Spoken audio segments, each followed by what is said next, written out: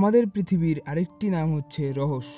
আমরা পৃথিবী সম্পর্কে কেবলমাত্র 15% জানতে পেরেছি, 35% নিয়ে খোঁজ চলছে এবং বাকি 50% এখনো আমাদের অজানা রয়ে গেছে। যেমন পৃথিবীর সবচেয়ে বড় সাপ মেগালোডন আজও জীবিত আছে বলে দাবি করেন কেউ কেউ। আবার কেউ কেউ অনুমান করেছেন পৃথিবীর সবচেয়ে বড় সাপ টাইটানোবোয়া আজও জীবিত আছে। টাইটানোবোয়া সাপের প্রথম প্রমাণ পাওয়া গেছে 2007 সালে। কলম্বিয়ার এক গবেষক মাল্টিমিটার সাপের কঙ্কাল পেয়েছিল, যেখানে কার্বনের বয়স পরিমাপ করা হলো। তখন জানা গেল এটি প্রায় 6 কোটি বছর পুরনো। মানুষ দেখার পর অবাক হলেও কিন্তু চিন্তার বিষয় হলো এত বড় আকৃতির সাপ কিভাবে হতে পারে। আজ থেকে প্রায় 100 বছর পূর্বে মানুষ মনে করত পৃথিবীর সবচেয়ে বড় সাপের দৈর্ঘ্য 10 মিটার। পৃথিবীতে এর থেকে বড় সাপ থাকতেই পারে না, কারণ যখন কোনো জীবের আকার বড় হয় তখন তার মাংস 3 গুণ বৃদ্ধি পায় এবং যত বেশি মাংস হবে তত বেশি ভারী হবে, যার কারণে দাঁড়িয়ে থাকা অসম্ভব হয়ে যায়। কিন্তু টাইটানোবোয়া মিথ্যা প্রমাণিত করে দেয়। 1135 কিলো পর্যন্ত গিলে ফেলতে পারত এই সাপ। তাপমাত্রা যত বেশি হবে